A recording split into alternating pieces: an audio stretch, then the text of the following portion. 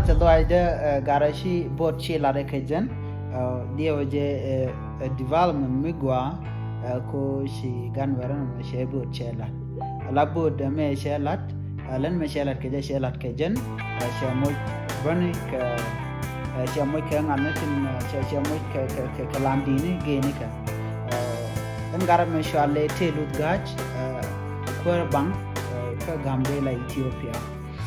Jen Shalaro point the Telus, Kimita Telus Gach, Querbang, Kashale Eke Kugach, Wajan no la Bila ni Dwell, Laka Bila, Becabila Gua, Wajan Ramagua Longolo, Novalat, Mulunoto, Ramanolat, Ramkel Mede development there in so Kujamo, tell Oda Lunkaja Kosha, pose the Shajak, Shajak Wamaka Facebook.